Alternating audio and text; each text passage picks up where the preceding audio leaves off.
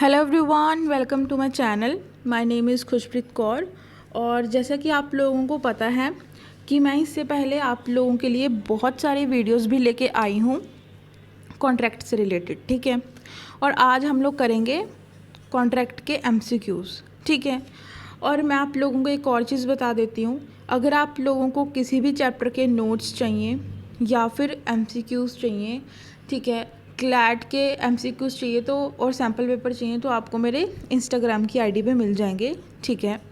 और अब मैं आपको एक और चीज़ बताना चाहती हूँ कि अब ये वीडियो मैंने डाली है, ठीक है। 1 अप्रैल को ये वीडियो डाल दूँगी मैं। तो 1 अप्रैल के बाद मैं आपको ये बताना चाहती हूँ कि जो हमारा चैप्टर नंबर 1 है हमारा कॉन्ट्रैक्ट का, जिसके अंदर हमें प्रपोजल, एक्सेप्टेंस, कम्युनिकेशन बताया गया है, सेक्शन नंबर 1 से लेके सेक्शन नंबर 9 तक। सेक्शन नंबर 1 से लेके सेक्शन नंबर 9 तक मैं आपको पूरा डिटेल में आपको सेक्शंस कराऊंगी। अगर आपको इस पीडीएफ में कोई भी डाउट रह जाएगा, फॉर एग्ज़ाम्पल कि इसमें बहुत सारे ऑफ़र के क्वेश्चंस हैं, कम्युनिकेशन के ऑफ़र्स हैं, कोई भी अगर आपको डाउट रह जाएगा ना तो आपका डाउट वहाँ क्लियर हो जाएगा विद नोट्स। आपको मैं ऐसे ही वीडियो बना के दूंगी जिसमें कि मेरे जो प्रॉपर नोट्स हैं वही मैंने लिखे होंगे, ठीक है। और वहीं से मैं आपको पढ़ाऊँगी, ठीक है। कोई भी मैं कहीं बोर्ड पे नहीं कराऊँगी, मैं ऐसे ही कराऊँगी, जो मेरे नोट्स होंगे मैं वहीं से आपको पढ़ाऊँगी, ठीक है। चलिए अब हम लोग स्टार्ट करते हैं, ठीक है। एक सेकेंड, चलिए अब हम लोग स्टार्ट करते हैं। अब आता है क्वेश्चन नंबर 1। क्वेश्चन नंबर 1 बोलता है the Indian contract act come into force on. सबसे इम्पॉर्टेंट क्वेश्चन है और सबसे सेक्शन पहला जो हमारा है वो यही बात करता है कि ये आया कब, हमारा जो इंडियन कॉन्ट्रैक्ट एक्ट है ये कब आया, 1872 में आया। इतना तो हमें पता है। कब आया, 1 सितंबर 1872। तो इसका करेक्ट ऑप्शन है बी, ठीक है। अब बात करते हैं question number 2। The Indian contract act applies to, कहाँ कहाँ अप्लाई होता है, ये भी हमारा सेक्शन नंबर 1 बात करता है।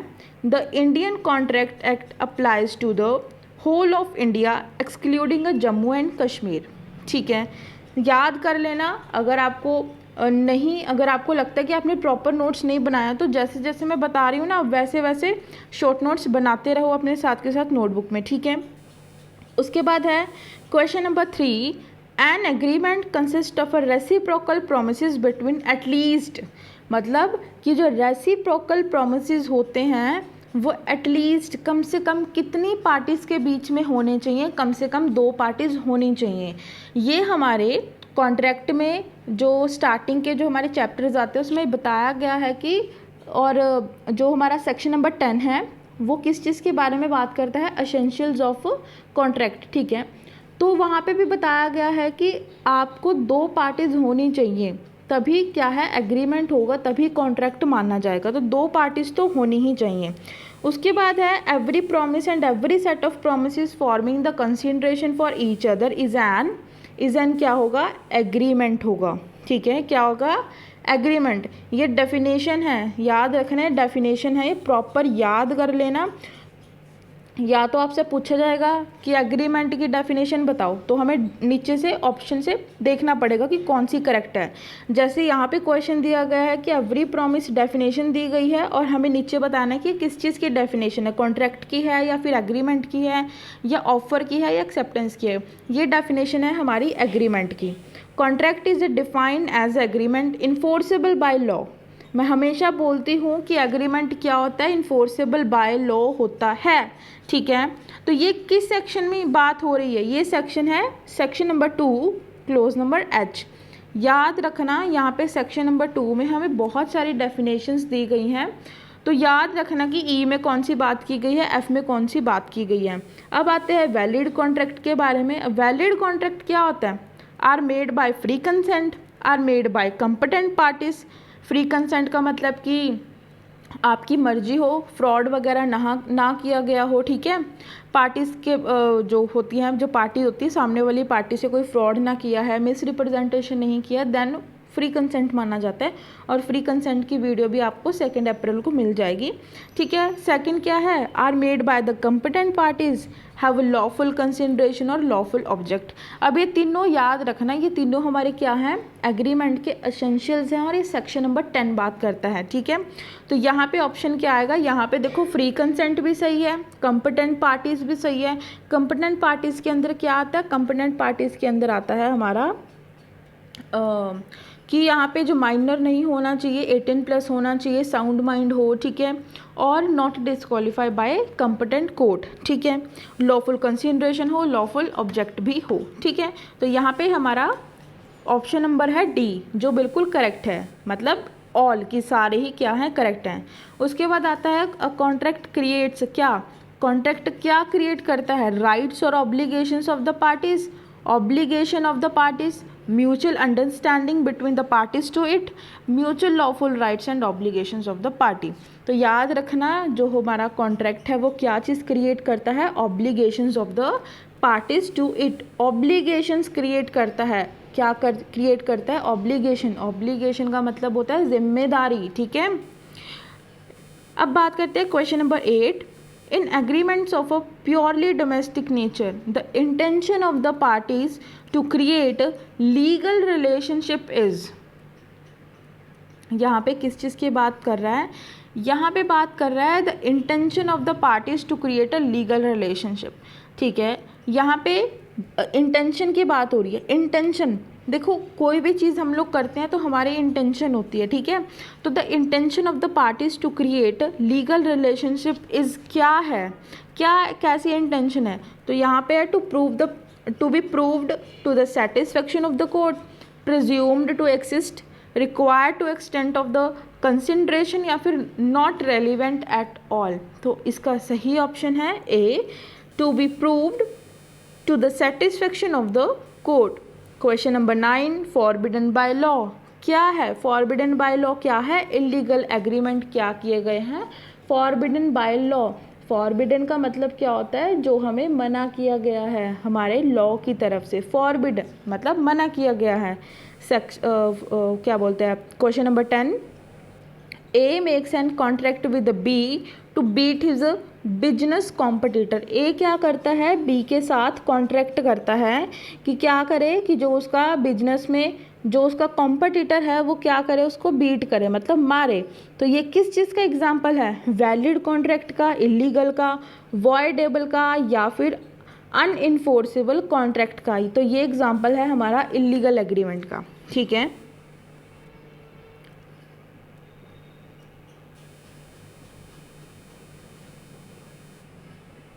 याद रखना, यहाँ पे वॉइडेबल और वैलिड लिखा है और साथ में इलीगल लिखा है, तो इसका सही ऑप्शन इलीगल होगा। बट अगर यहाँ पे ऑप्शंस में दिया जाता वैलिड, वॉइड या फिर वॉइडेबल, तो यहाँ पे करेक्ट ऑप्शन हमारा वॉइड एग्रीमेंट होता, ठीक है। याद रखना, यहाँ पे वॉइड नहीं था, दैट्स वाई यहाँ पे इलीगल एग्रीमेंट हम लोगों ने टिक किया है। Section question number 11, which one of the following legal statement is incorrect. अब हमें इसमें से देखना है कि भैया कौन सी स्टेटमेंट गलत है, ठीक है। An agreement enforceable by law सही है, ऑल एग्रीमेंट आर कॉन्ट्रैक्ट ऐसा नहीं होता। यहाँ पे हमारे सेक्शन नंबर 2 में लिखा गया है, मेरे को प्रॉपर याद नहीं है, बट उसमें लिखा गया है कि all agreements are not a contract but all contracts are a agreement, ठीक है। A proposal when acceptance become a promise, yes. Every promise and every set of promises, ये हमने ऊपर भी पढ़ी थी डेफिनेशन एग्रीमेंट की, तो ये भी सही है, ठीक है। Question number 2, dash is made by words written. यहाँ पे बात हो रही है एक्सप्रेस कॉन्ट्रैक्ट की और इम्प्लाइड कॉन्ट्रैक्ट की। एक्सप्रेस कॉन्ट्रैक्ट वो कॉन्ट्रैक्ट होते हैं जो बाय वर्ड्स या फिर बाय रिटन हम लोग क्या करते हैं, कॉन्ट्रैक्ट करते हैं। इम्प्लाइड कॉन्ट्रैक्ट का मतलब होता है जो कॉन्ट्रैक्ट हम लोग कैसे कर रहे हैं, बाय एक्ट कर रहे हैं, ठीक है। तो बाय वर्ड्स और रिटन में क्या होगा, एक्सप्रेस कॉन्ट्रैक्ट होगा, सही।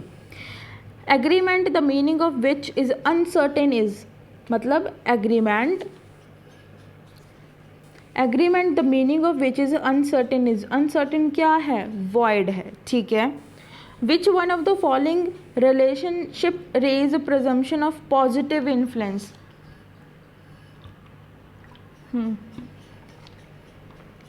यहाँ पे बात कर रहे हैं, देखो हमने फ्री कंसेंट में पढ़ा था अनड्यू इन्फ्लुएंस का, ठीक है, कि अगर अनड्यू इन्फ्लुएंस किया गया है देन वो चीज़ क्या है, वहाँ पे फ्री कंसेंट नहीं मानी जाएगी। पॉजिटिव, देखो दो चीज़ें हैं इसके अंदर, पॉजिटिव और नेगेटिव। पॉजिटिव मतलब कौन सा इन्फ्लुएंस पॉजिटिव होगा, कौन सा इन्फ्लुएंस नेगेटिव होगा। फॉर एग्ज़ाम्पल हमारे पेरेंट्स हैं और हम हैं, अगर हम अपने पेरेंट्स से कोई चीज़ मांग रहे हैं जैसे मोबाइल फ़ोन या कोई भी चीज़, तो हमारे पेरेंट्स हमें इन्फ्लुएंस करते हैं कि नहीं नहीं तो अभी 6 महीने 1 साल रुक जा, उसके बाद मैं देखो इससे भी अच्छा फ़ोन दिलाऊंगा या फिर कुछ ऐसे। तो वो हमें क्या कर रहे हैं, इन्फ्लुएंस कर रहे हैं, और वो इन्फ्लुएंस करना पॉजिटिव होता है। और एक जगह है नेगेटिव, कि आप सामने वाले को, फॉर एग्ज़ाम्पल आप कॉन्ट्रैक्ट कर रहे हो और सामने वाले को आप क्या कर रहे हो, इन्फ्लुएंस कर रहे हो। चलो आप अपना घर बेच रहे हो सामने वाले को, ठीक है, और सामने वाले को आप बताते नहीं हो कि आपके घर में कि जो वाटर सप्लाई है वो नहीं हो रहा प्रॉपर से, और आप सामने वाले को बहुत ही ज़्यादा इन्फ्लुएंस कर देते हो और सामने वाला उस चीज़ को मान लेता है जैसे आप बोलते हो, तो वहाँ पे वो नेगेटिव इन्फ्लुएंस आ जाएगा। तो याद रखना पॉजिटिव और नेगेटिव में डिफरेंस होता है अनड्यू इन्फ्लुएंस में, फ्री कंसेंट वाले चैप्टर में। तो यहाँ पे हमारे जो पेरेंट एंड चाइल्ड है, religious guru and disciple, guardian and ward, ये तीनों ही क्या है, पॉजिटिव इन्फ्लुएंसर हैं। Question number 15, which one of the following is false with respect to the minor entering a contract. अब यहाँ पे बात हो रही है कि फॉल्स, कौन सी स्टेटमेंट गलत है। एन एग्रीमेंट विद और by an minor is void ab initio, yes, कि हम जो एग्रीमेंट कॉन्ट्रैक्ट करते हैं माइनर के साथ वो क्या हो जाता है, वॉइड अब इनिशियो हो जाता है, मतलब स्टार्टिंग से ही वो क्या है, गलत है। A minor can be beneficiary of a contract, yes, a minor can be क्या है, बेनिफिशियरी ऑफ अ कॉन्ट्रैक्ट। हम लोग क्या कर सकते हैं, कॉन्ट्रैक्ट कर सकते हैं, माइनर कॉन्ट्रैक्ट भी कर सकता है, बट वो उसके बेनिफिट के लिए होना चाहिए। थर्ड है the contract involving a minor as an beneficiary may be enforced at the option of a third party. ये चीज़ यहाँ पे क्या हो गई, गलत हो गई, यहाँ पे थर्ड पार्टी की बात कर दी इन्होंने, ठीक है। फोर्थ ऑप्शन है a minor can not ratify a contract on the attaining a majority, yes, minor क्या नहीं कर सकता, माइनर रेटिफाई नहीं कर सकता जब वो मेजॉरिटी में आ जाता है, ठीक है, ठीक है। क्वेश्चन नंबर 16 बात करता है drawing a cash from ATM, sale by fall of a hammer. ATM से पैसे निकलवाना, ऑक्शन में आपकी लैंड या कोई भी चीज़ ऑक्शन कर देना, ये किस चीज़ की एग्जांपल है, ये एग्जांपल है इम्प्लाइड कॉन्ट्रैक्ट के। इम्प्लाइड मतलब बाय एक्ट, ठीक है। यहाँ पे किस चीज़ की बात हो रही है, एक्ट की बात हो रही है। हमेशा याद रखना जो एक्सप्रेस होता है उसमें वर्ड्स की बात होती है, चाहे वो रिटन हो चाहे वो ऑरली हो, और इम्प्लाइड में हमेशा एक्ट की बात की जाती है, ठीक है। अब बात करते हैं question number 17, dash is a one sided contract in which only a one party has to perform his promise और ऑब्लिगेशन। यहाँ पे बोल रहा है कि जो वन साइडेड कॉन्ट्रैक्ट है in which only one party has to perform his promise and obligation. तो ये जो हमारा बेसिकली जो कॉन्ट्रैक्ट की बात कर रहे हैं कि जिसमें एक ही पार्टी परफॉर्म करती है अपना प्रॉमिस और ऑब्लिगेशन, तो उस कॉन्ट्रैक्ट को क्या कहा जाता है, उस कॉन्ट्रैक्ट को बोला जाता है यूनिलेटरल कॉन्ट्रैक्ट, ठीक है। Question number 18, all contract is an, सारे कॉन्ट्रैक्ट क्या हैं, एग्रीमेंट हैं, ठीक है, हमेशा याद रखना। A and dash is every promise and every set of promises forming a consideration for each other is an, क्या है, ये क्या है, एग्रीमेंट है। Question number 20, every agreement and promise enforceable by law is contract. हमेशा याद रखना कि कॉन्ट्रैक्ट क्या होता है, एग्रीमेंट क्या होता है, ऑफर और प्रपोजल क्या होता है। एग्ज़ाम में, प्री के एग्ज़ाम में आपको बहुत ज़्यादा कंफ्यूज किया जा सकता है, तो हमेशा इस चीज़ को लिख लो, बार बार लिख लो। मैं हमेशा ये बोलती हूँ कि नोट्स बनाओ और हमेशा ये चीज़ याद रखना कि क्या होता है, every agreement and promise enforceable by law is an क्या है कॉन्ट्रैक्ट।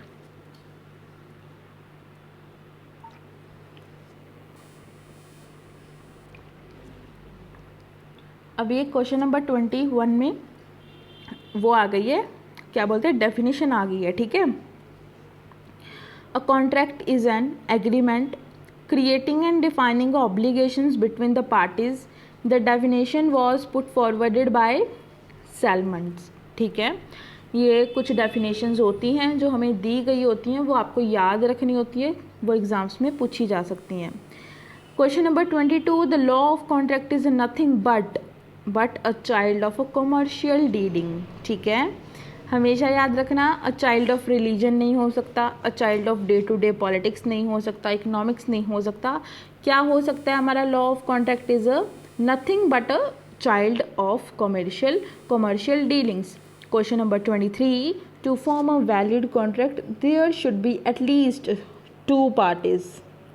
बोला ना कि 2 पार्टीज ही होनी चाहिए, ज़्यादा हो सकती है बट एटलीस्ट कितनी पार्टीज होनी चाहिए, 2 पार्टीज होनी चाहिए। Question number 24, contractual rights and duties are created by parties. यहाँ पे स्टेट नहीं आएगा, कस्टम यूसेज कुछ नहीं आएगा, यहाँ पे सिर्फ पार्टीज होता है, ठीक है, कॉन्ट्रैक्ट के अंदर। Question number 25, agreement is defined by the section dash of Indian contract act 1872। कौन सा सेक्शन है इसका, सेक्शन नंबर 2E, ठीक है। Question number 26, as per section 2E of Indian Contract Act, every promise and every set of promise forming the consideration for each other is an agreement। अब देख लो, यही question 4 से 5 बार आ चुका है, ठीक है, और ये अब आपको अच्छे से याद हो जाना चाहिए, ठीक है। अब आते हैं क्वेश्चन नंबर 27 किस चीज़ की बात करता है, a promise to deliver his watch. यहाँ पे एग्जांपल दिया गया है कि ए प्रॉमिस करता है कि ठीक है मैं तेरे को वॉच दूंगा, बी प्रॉमिस करता है कि मैं तेरे को कुछ पैसे दूंगा, फॉर एग्जांपल 2000 रुपये दूंगा। तो ये क्या है, एग्रीमेंट है या प्रपोजल है या फिर एक्सेप्टेंस है या फिर ऑफ़र है। देखो भैया, इसमें ऑफ़र भी हो गया, एक्सेप्टेंस भी हो गया, प्रपोजल भी हो गया, अब ये है एग्रीमेंट, क्योंकि ये प्रॉपर एग्रीमेंट हो चुका है। इसमें पहले ऑफ़र किया, वॉच ले ले मेरी, वो बोलता है ठीक है तो 2000 रुपये ले लियो मेरे से, फिर कंसिडरेशन की बात हो गई, हर एक चीज़ हो गई है। तो यहाँ पे क्या बन जाएगा, यहाँ पे बन जाएगा agreement. Question number 28, an agreement is a dash. Agreement क्या है, ऑफ़र है, ऑफ़र है या फिर एक्सेप्टेंस है, offer plus acceptance plus consideration है या फिर कॉन्ट्रैक्ट है। जो हमारा एग्रीमेंट है वो क्या है, offer and acceptance. Question number 29, a contract is a dash. A contract is a dash. Contract क्या है, a promise to do something और abstain from doing a something. जी नहीं, ये तो हमने कंसिडरेशन वाले चैप्टर में पढ़ा है, ठीक है। A communication of intention to do something और abstain from doing a something, no ये भी नहीं है। अ सेट ऑफ प्रॉमिसेस, जी नहीं। An agreement enforceable by law, ठीक है। कॉन्ट्रैक्ट क्या है, सेट ऑफ प्रोमिसेस नहीं है, क्या है, an agreement enforceable by law. हमेशा याद रखना, जो हमारा कॉन्ट्रैक्ट होता है वो हमेशा इन्फोर्सेबल बाय लॉ होता है। आगे एक एग्जांपल आएगा, यहाँ पे क्वेश्चन आएगा जिसमें यही बताया जाएगा कि इन्फोर्सेबल बाय लॉ होना क्यों ज़रूरी है। Question number 30, a contract is define, कौन से सेक्शन में डिफाइन किया गया है, section number 2H। 31, the offer must भी क्या होना चाहिए, ऑफर क्या होना चाहिए, डेफिनेट होना चाहिए, ना ही कंडीशनल ना ही टेम्परेरी, क्या होना चाहिए, डेफिनेट होना चाहिए। Question number 32, a contract is made where A buys a book from a shop. अब यहाँ पे बताना है कि कॉन्ट्रैक्ट, यहाँ पे कॉन्ट्रैक्ट कौन से ऑप्शन में हुआ है, A buy a book from a shop, ठीक है। एक्स क्या करता है, ऑक्शन करता है, X agree with Y to discover treasure of by magic, Z agree to attend the birthday party of his friend. याद रखना, मूवी देखना कि फ्रेंड के साथ, फ्रेंड को अपने घर पे इनवाइट करना, घूमने जाना, फ्रेंड के साथ जो भी चीज़ें होती हैं वो इन्फोर्सेबल बाय लॉ नहीं होता है, ठीक है। तो यहाँ पे हमारा करेक्ट ऑप्शन है A buys a book from a shop, जो उसने बाय किया है। ऑक्शन भी नहीं होगा, ऑक्शन कॉन्ट्रैक्ट नहीं होता, ठीक है। यहाँ पे parol contracts are also known as, parol का मतलब सिंपल कॉन्ट्रैक्ट, ठीक है। प्रोल के अंदर simple proposal plus acceptance is a parol contract, तो यहाँ पे क्या करेक्ट ऑप्शन है, simple contract. Question number 34, an offer made by words spoken और रिटन इज कॉल्ड। मैं फिर बता रही हूँ, स्पोकन और रिटन जहाँ पे आ गया वहाँ पे करेक्ट ऑप्शन क्या होगा हमारा, एक्सप्रेस ऑफर होगा, ठीक है। इम्प्लाइड ऑफर में बाय एक्ट आ जाता है, एक्ट आ जाएगा वहाँ पे। Question number 35, a tender is क्या है, टेंडर क्या है, एक ऑफर है, ठीक है। बहुत सारे बच्चे सोचते हैं कि वो इनविटेशन टू एन ऑफर होता है, बट नहीं, वो एक ऑफर होता है। टेंडर क्या है, एक ऑफर है। An offer stands revoked if the fact of the death और insanity is known as a offeree by the counter offer, by rejection of the offer और ऑल ऑफ, ठीक है। नहीं, इसमें करेक्ट ऑप्शन हमारा क्या है, सॉरी, करेक्ट ऑप्शन हमारा डी है। If the fact, basically offer क्या हो जाएगा, रिवोक कब होगा, रिवोक का मतलब कि हमने कोई चीज़ कही है उसके बाद हम उस चीज़ को रिवोक कर रहे हैं, कि मना कर रहे हैं कि नहीं यार अब मैं ऐसा नहीं कर पाऊँगा, ठीक है। तो वो कब हो जाएगा, या तो किसी की डेथ हो गई है, या फिर कोई इंसेन हो गया है काउंटर ऑफर की वजह से, या फिर रिजेक्शन ऑफ ऑफर। अगर ऑफर को रिजेक्ट ही कर दिया देन उस चीज़ का कोई लॉजिक नहीं है, ठीक है।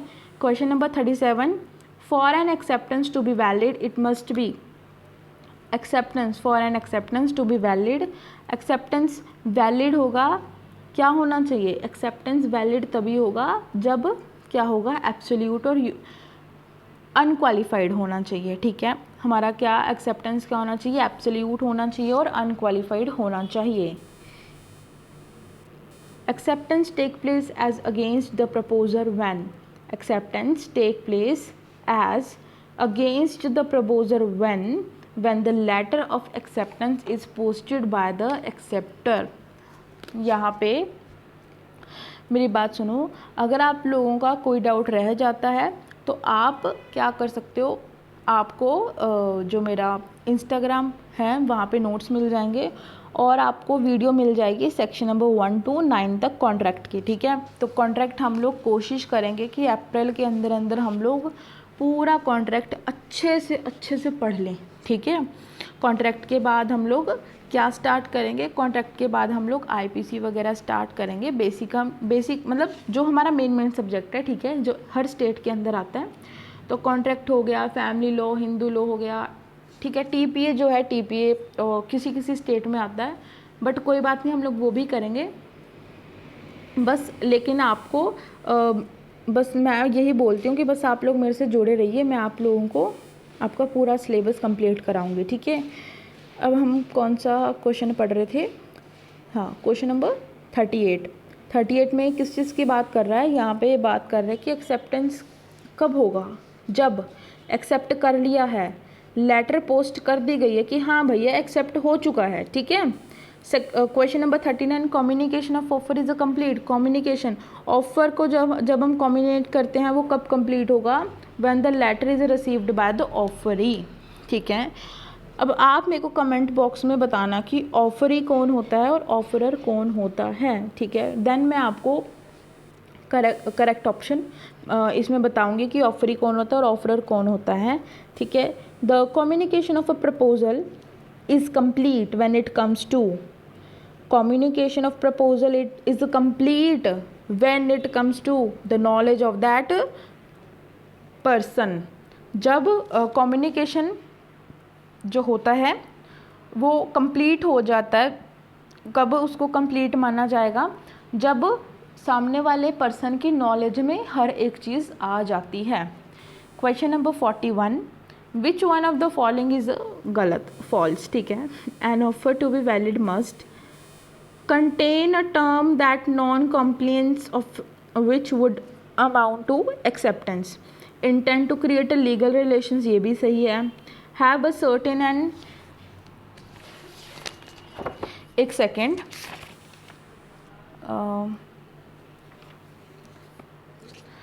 have a certain and unambiguous terms be communicated to the person to whom it is made। तो यहाँ पे गलत तो ए लग रहा है, ठीक है। अगर कई बार क्या होता है, अगर कई बार आपको ये चीज़ नहीं पता लगे कि क्या चीज़ गलत है, तो आपको हमेशा उस चीज़ पे ध्यान देना है कि क्या चीज़ करेक्ट है, क्योंकि हमने कहीं ना कहीं करेक्ट वाली चीज़ें पढ़ी होती हैं, तो उससे हमें थोड़ा आइडिया मिल जाता है, ठीक है।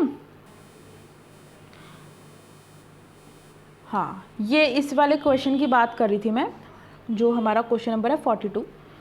Over a cup of coffee in A restaurant, ठीक है। एक्स क्या करता है, इनवाइट करता है वाई को अपने घर पे डिनर के लिए संडे को। वाई क्या करता है, टैक्सी हायर करता है एक्स के घर जाने के लिए, लेकिन एक्स क्या कर देता है, अपना प्रॉमिस, बेसिकली जो प्रॉमिस होता है वो परफॉर्म नहीं कर पाता ड्यू टू सम रीजंस। तो यहाँ पे क्या वाई रिकवर डैमेजेस रिकवर कर सकता है, जो उसने वाई को जो वाई ने टैक्सी हायर की थी, क्या उस चीज़ के डैमेजेस को रिकवर कर सकता है? तो नो, नहीं कर सकता वो। क्यों नहीं कर सकता? क्योंकि यहाँ पे उनकी इंटेंशन इन्फोर्सेबल बाय लॉ नहीं थी, और जो इन्होंने प्रॉमिस किया वो इन्फोर्सेबल बाय लॉ नहीं था, और उनकी इंटेंशन ये नहीं थी कि इस चीज़ को पूरा करना है, ठीक है। तो no, the intention was not created a legal relation, तो यहाँ पे लीगल रिलेशन नहीं बनाया गया था, ठीक है। तो question number 43, which one of the following is the best statement about the Indian contract act, कौन सी स्टेटमेंट सबसे सही है? It is an exhaustive code containing the entire law of contract. It is an act to amend the certain parts of the law relating to contract. It is an act to define a certain parts of the law relating to contract and contains only the general principles of a contract. It is not an exhaustive code containing the entire law of contract, being an act to define and amend the certain parts of a law relating to contract. तो यहाँ पे हमारा सही option क्या है? सी है, ठीक है। अब मैं आपको बताऊंगी बेसिकली यहाँ पे ये जो क्वेश्चन है, ठीक है, इस क्वेश्चन की क्वेश्चन नंबर 43 और जो क्वेश्चन नंबर 43 है उसकी मैं एक वीडियो लेके आऊँगी कि इसमें हर एक लाइन का क्या मतलब लिखा गया है, क्योंकि अगर मैं एक पर्टिकुलर क्वेश्चन को बहुत ज़्यादा डिटेल में बताने लगी तो बहुत लंबी वीडियो चली जाएगी, और 170 MCQs हैं, ठीक है। तो और इसमें आप मेरे को कमेंट करके बताओ कि आपको किस किस क्वेश्चन में क्या क्या डाउट है, मैं आपको प्रॉपर कमेंट में बताऊंगी, या फिर मैं आप लोगों के कमेंट देख के प्रॉपर एक वीडियो बना दूंगी। जिस क्वेश्चन में जिस बंदे को डाउट होगा उन सब के डाउट क्लियर किए जाएंगे वीडियो के अंदर, बट आप कमेंट करके मेरे को ज़रूर बताना, ठीक है। तो क्वेश्चन नंबर 44, आज हम लोग 50 क्वेश्चंस ही पढ़ेंगे, अदरवाइज़ जो हमारी वीडियो है वो बहुत ज़्यादा लंबी चली जाएगी। तो which of the following is a contract, नीचे क्या चीज़ कॉन्ट्रैक्ट है? ए engages B for a certain work and promises to pay such remunerations as shall be fixed. B does the work. A and B promise to marry each other. जी नहीं, जो शादी होता है वो contract नहीं होता है, मुस्लिम्स में माना जाता है बट हिंदू में ऐसा नहीं माना जाता। A take a seat in a public vehicle, जी नहीं, ऐसा नहीं है। A invite B to card party, जी नहीं, ये भी कॉन्ट्रैक्ट नहीं है। तो कॉन्ट्रैक्ट क्या है? ए वाला, ठीक है। Question number 45, binding a contracts, both the parties to the contract must agree upon the same thing in a same sense. यहाँ पे क्या, ये किस चीज़ की बात कर रहा है? ये बात कर रहा है for binding contract both the parties to the contract must, मतलब कि यहाँ पे ये जो कॉन्ट्रैक्ट में दोनों पार्टीज आई हैं, ये क्या चीज़, किस चीज़ के लिए? ये सेम चीज़ पे एग्री करके फिर ये दोनों पार्टीज एक कॉन्ट्रैक्ट में आती हैं। क्वेश्चन नंबर 46, करेक्ट सीक्वेंस हमें बताना है। सीक्वेंस हमेशा याद रखना, offer, acceptance, consideration and contract, ठीक है। Question number 47, goods display in a shop window, यहाँ पे जो शॉप होती है, शॉप के बाहर हमें फॉर एग्जांपल अगर हम कोई चीज़ कपड़े खरीदने जाते हैं तो वहाँ पे हमें कपड़े बाहर लगाए गए होते हैं, उसका प्राइस भी लिखा गया होता है, ठीक है। तो यहाँ पे ये पूछ रहा है कि वो क्या होता है, और वो ऑफ़र होता है या फिर एक्सेप्टेंस टू ऑफ़र होता है या फिर इनविटेशन टू ऑफ़र होता है। तो याद रखना वो हमेशा जहाँ पे डिस्प्ले की बात हो गई, कैटलॉग की बात हो गई, उसको बोलते हैं इनविटेशन टू ऑफ़र, ठीक है। अभी ऑफ़र एक्सेप्टेंस पूरा डिटेल में हम लोग विद नोट्स पढ़ेंगे नेक्स्ट वीडियो में, ठीक है, तो टेंशन लेने की ज़रूरत नहीं है। 3 क्वेश्चंस रह गए हैं, फटाफट से कंप्लीट करते हैं, ठीक है। What can a catalogue of, catalogue आ गया, what can a catalogue of a books, listing a price of each books and specifying the place where the listed books are available be termed as, वो क्या है, invitation to offer, मैं ऊपर बता चुकी हूँ। Question number 49, which one of the following statement is a valid acceptance of an offer is incorrect, ठीक है। Which one of the following statement about a valid acceptance of an offer is incorrect, कि यहाँ पे valid acceptance के बारे में कुछ बता रहा है और क्या चीज़ गलत है। Acceptance should be absolute and unqualified, ये हमने ऊपर पढ़ा था, ये सही था। Acceptance should be communicated, ये चीज़ क्या है, गलत है, क्योंकि हमेशा जो एक्सेप्टेंस होता है वो कम्युनिकेशन करने की ज़रूरत नहीं होती। अगर आपने इम्प्लाइड तरीके से कोई ऐसा एक्ट कर दिया देन उस चीज़ को मानना जाता है कि हाँ आपने एक्सेप्ट कर लिया, तो कम्युनिकेशन ज़रूरी नहीं होता हर चीज़ के अंदर, ठीक है। एंड बट देखो कम्युनिकेशन करना ज़रूरी है, बट हर जगह कम्युनिकेशन ज़रूरी नहीं होता। Acceptance should be in the prescribed manner, yes acceptance क्या होना चाहिए, प्रिस्क्राइब्ड मैनर में होना चाहिए। Acceptance should be made while the offer is a subsisting, मतलब कि मेंटेन, तो ये चीज़ क्या हो गई यहाँ पे, इनकरेक्ट हो गई, ठीक है। लास्ट वाला ऑप्शन हमारा इनकरेक्ट हो गया, ऊपर वाले तीनों सही हैं, ठीक है। लास्ट क्वेश्चन है, a counter offer is a, counter offer क्या है, a rejection of the original offer, क्या है, rejection of the original offer. An acceptance of the offer, ये भी नहीं हो सकता। इन्विटेशन टू ट्रीट, ये भी नहीं हो सकता, तो इसका करेक्ट ऑप्शन ए ही है। अभी तक देखो, अभी तक हमने ऑफ़र, एक्सेप्टेंस, कम्युनिकेशन और कॉन्ट्रैक्ट एग्रीमेंट, ये 5 चीज़ें इनके बारे में ही हमने बात की है। कोई डाउट किसी क्वेश्चन में प्लीज़ मुझे कमेंट करके ज़रूर बताना, अदरवाइज़ मुझे पता नहीं लगेगा। एंड आज के लिए इतना ही। ये 1 2 3 ये 4 वीडियोस में मेरी पूरी PDF ख़त्म हो जाएगी। डेली हम लोग 50-50 क्वेश्चंस करेंगे।